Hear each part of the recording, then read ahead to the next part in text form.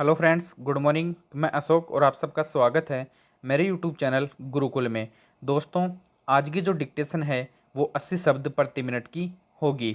दोस्तों, यह dictation Rajasthan high court, विधानसभा, SSC, SSB और भी ऐसे बहुत सारे डिपार्टमेंट हैं जिसके अंदर यह डिक्टेशन डिक्टेट की जाती हैं। दोस्तों, डिक्टेशन को स्टार्ट करने से पहले आप लोग हमारे इस चैनल को सब्सक्राइब कर लीजिए और बेल आइकन को प्रेस कर लीजिए ताकि आप लोगों को डिक्टेशन मिल सके।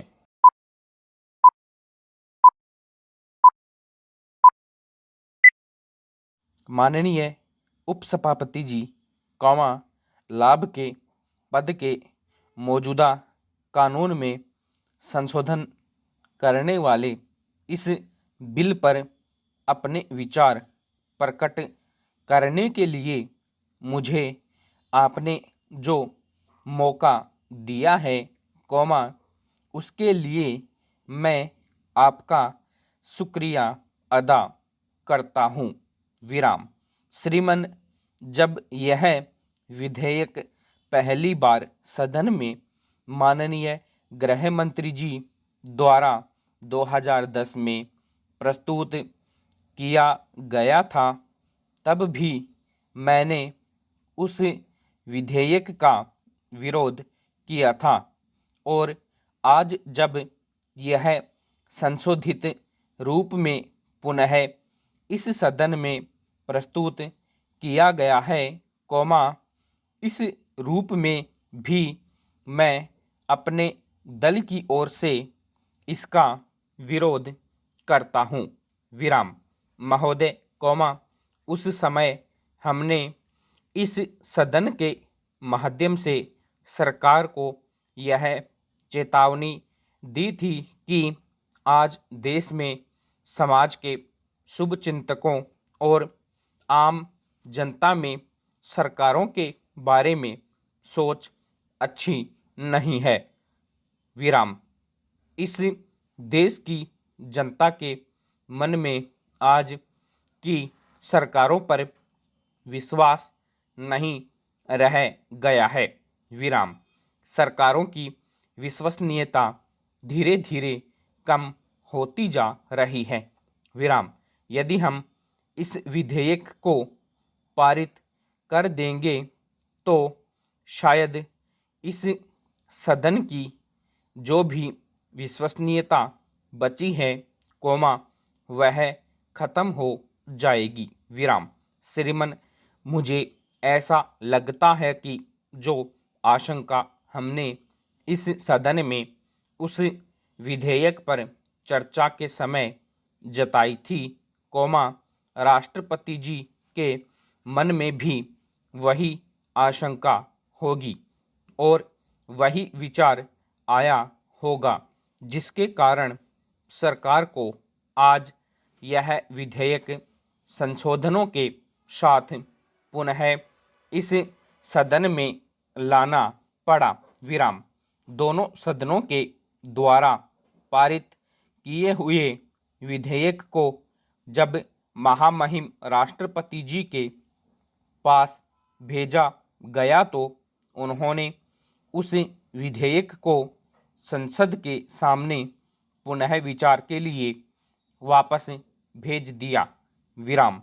मैं समझता हूँ कि जब महामहिम राष्ट्रपति जी द्वारा किसी विधेयक को पुनः विचार के लिए सरकार के पास वापस भेजा जाता है तो इसका अर्थ यह निकलता है कि राष्ट्रपति जी उससे सहमत नहीं हैं। विराम। इसलिए जो तर्क यहाँ पर मंत्री जी ने दिए वह हमारी समझ में नहीं आते और उसका अर्थ यही निकलता है कि आप बड़े आदमियों को बचाने के लिए ही यह घोर पाप कर रहे हैं और इस सदन से करवा रहे हैं। विराम। उपसभापति महोदय, कानून मंत्री जी जब यहाँ बोल रहे थे तो मैं उनकी बातों को सुनकर थोड़ा हैरान हो रहा था। विराम। उन्होंने इस सदन में कई तर्क दिए। विराम।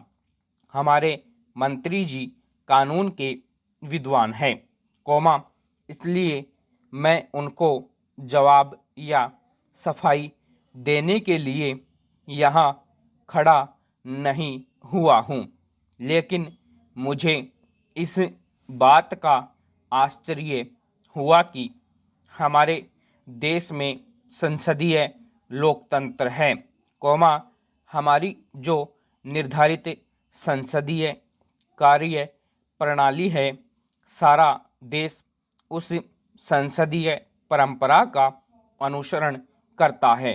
विराम।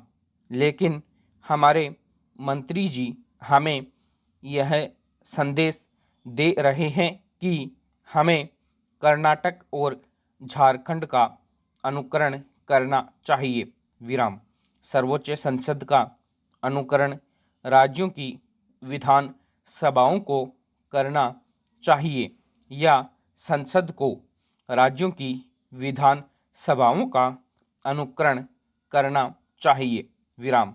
अगर वे सही हैं तो हम भी अपनी जगह सही हैं, और यदि वे गलत हैं और यदि आप उनका अनुसरण करते हैं तो वह भी गलत है। विराम।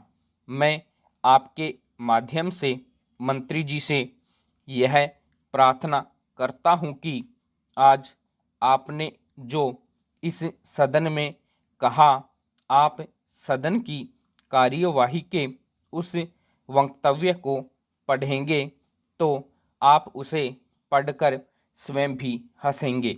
विराम। मंत्री जी, कौमा, यह मुद्दा हमारी संसदीय परंपरा के गंभीर उल्लंघन का है, कौमा, विवाद का नहीं है। विराम। यदि राज्य विधानमंडल गलती करते हैं तो हमें उसे दूर करना चाहिए, कौमा, यह हमारा कर्तव्य है। विराम। अगर हम भी गलती करते हैं तो हम इस सदन में बैठकर क्या कर रहे हैं। विराम। इस संसदीय प्रथा को बचाए रखने के लिए हमें ठोस कदम उठाने चाहिए। विराम।